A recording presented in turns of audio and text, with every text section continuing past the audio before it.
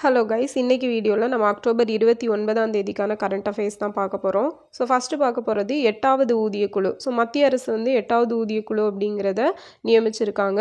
Supreme court retired ஜட்ஜான ரஞ்சனா பிரகாஷ் தேசாய், ஓகேவா, இவர் தலைமையில் தான் இந்த 8வது ஊதியக்குழு அமைக்கப்பட்டிருக்கு. ஸோ இவருக்கு கீழே இன்னும் 2 பேர் இருக்காங்க. யாருன்னா புலாக் கோஷ். ஸோ இவர் பார்ட் டைம் மெம்பர், இவர் ஒரு ப்ரொஃபஸர். அண்டு பங்கஜ் ஜெயின் அப்படிங்கிறவர் உறுப்பினர் செயலராக நியமிக்கப்பட்டிருக்காரு.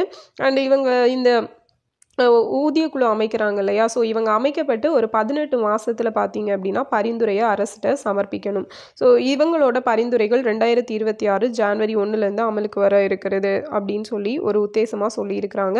அண்ட் ரஞ்சனா பிரகாஷ், இவரை பார்த்தணும் அப்படின்னா இந்திய ப்ரெஸ் கவுன்சிலோட தலைவராக இருக்கார். அதே போல் ஜம்மு காஷ்மீரோட பார்டரை டிசைட் பண்ணுவாங்கள்ல, அந்த ஆணையத்தோட தலைவராகவும் இருந்தார். உத்தரகாண்ட் பொது சிவில் சட்ட வரைவை தயாரித்த குழுவோட தலைவராகவும் இவர் தான் இருந்தார். ஸோ இந்த பொது சிவில் சட்டம், யூனிஃபார்ம் சிவில் கோட் அப்படிங்கிறது எந்த ஆர்டிக்கிளுக்கு கீழே வருது அப்படிங்கிறத கமெண்டில் சொல்லுங்கள். அடுத்தது இப்போ நம்ம பே கமிஷன் அப்படிங்கிறத பார்த்துட்டோம். ஸோ இது ஸ்டாச்சுட்டரி பாடியா இல்லை கான்ஸ்டியூஷன் பாடியா, அதாவது சட்டப்பூர்வமான அமைப்பா இல்லை அரசியலமைப்பு சார்ந்த அமைப்பான்னு கேட்டால் ரெண்டுமே கிடையாது. It's not a statutory body or it's not a constitutional body. இது ஒரு டெம்பரரி பாடி மாதிரி தான் செட் பண்ணுவாங்க, ஓகேவா. ஜஸ்ட் இந்த பார்லிமெண்ட் சார்பில் அமைக்கப்படக்கூடியது தான். ஸோ இதில் ஃபஸ்ட்டு பே கமிஷன் அப்படிங்கிறது 1946 அமைப்பாங்க. இதோட டைம் பீரியட் 47லேருந்து 59 வரைக்கும் இருந்திருக்கும். ஸோ இதோட தலைவர் ஸ்ரீ ஸ்ரீனிவாச வரதாச்சாரியா அப்படிங்கிறவர். ஸோ ரொம்ப முக்கியமானது ஃபஸ்ட்டு பே கமிஷன். அடுத்தது செகண்ட் பார்த்தீங்கன்னா 1959 to 73. ஸோ ஜெகநாத் தாஸ் அப்படிங்கிறவர் தலைமை தாங்கியிருப்பார். அண்ட் தேர்ட் பார்த்தீங்க அப்படின்னா 1973 to 87. ஸோ இது ரகுபீர் தயாள் அப்படிங்கிறவர் இதுக்கு ஹெட்டாக இருந்திருப்பார். So fourth 1987 to 96 PN Singhal. Fifth 96 to 2006 justice Ratnavel Pandian. Sixth 2006 to 2016 justice BN Srikrishna. Seventh 16 to 26 justice AK Mathur, Ashok Kumar Mathur அப்படிங்கிறவர். ஸோ இந்த செவன்த்து பே கமிஷன் தான் இப்போ போயிட்டுருக்கு. அண்ட் இதில் எயித்து பே கமிஷன் அப்படிங்கிறது 2026 நடைமுறைக்கு வரும். ஸோ இது யார் யார் தலைமை தாங்கியிருந்தாங்க அப்படிங்கிறது ரொம்ப முக்கியம். வித் டைம் பீரியடோடு பார்த்துக்கணும். ஸோ நெக்ஸ்ட் பார்த்தோம் அப்படின்னா SJ-100 பயணிகள் விமானம். ஸோ ரஷ்யா SJ-100 அப்படிங்கிற ஒரு விமானத்தை யூஸ் பண்ணுவாங்க. ஸோ இதை யார் தயாரிக்கிறாங்கன்னு பார்த்தீங்கன்னா HAL நிறுவனம், பெங்களூரில் இருக்கக்கூடிய ஹிந்துஸ்தான் ஏரோநாட்டிக்ஸ் லிமிடெட், இவங்க தான் மேக் பண்ண போகிறாங்க. ரஷ்யா கூட ஒப்பந்தம் வச்சு பண்ணுறாங்க.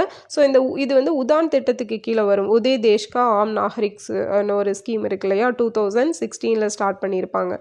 ஸோ அந்த திட்டம் என்னன்னு பார்த்தீங்கன்னா குறுகிய தூர விமான பயணத்தில் மாற்றத்தை ஏற்படுத்துறது. ஸோ அதில் இந்த விமானங்கள் பயன்படுத்தப்பட இருக்கு அப்படிங்கிறதும் சொல்லப்பட்டிருக்கு. ஸோ நெக்ஸ்ட் பார்த்தோம் அப்படின்னா ராம்சார் தள சட்டம் 1971. ஆக்சுவலாக 1971 தான் என்ன பண்ணியிருப்பாங்க, ஈரானில் ராம்சார் அப்படிங்கிற பிளேஸில் கூடி சதுப்பு நிலங்கள் எல்லாம் பாதுகாக்கணும் அப்படிங்கிறதுக்காக ஒரு அமைப்பு. அதுதான் அந்த ராம்சார் தலங்கள் அந்த லிஸ்ட்டில் வரக்கூடியது. ஸோ ஈரநிலங்கள் பாதுகாப்பு மற்றும் பேலாண்மை விதிகள் எப்போ அப்படின்னா 2017 போட்டிருப்பாங்க.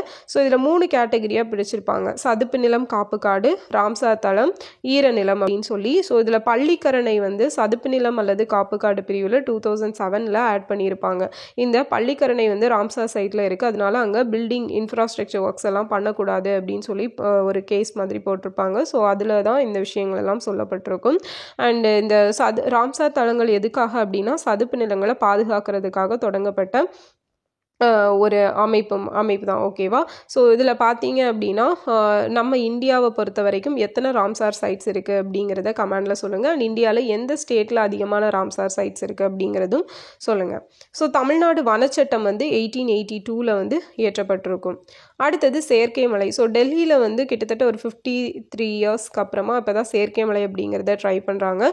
ஸோ இந்த செயற்கை மலை அப்படிங்கிறதுல என்னென்ன காம்பனன்ட்ஸ் கெமிக்கல்ஸ் இருக்கும்னா சில்வர் அயோடைடு, சாலிட் CO2 தான் ரொம்ப முக்கியம், carbon di oxide, NaCl sodium chloride, KI potassium iodide. So இது 4 இருக்கும். இது ஒரு ப்ரீவியஸ் இயர் கொஷினும் கூட இது கேட்டிருக்காங்க. ஸோ பார்த்துக்கணும்.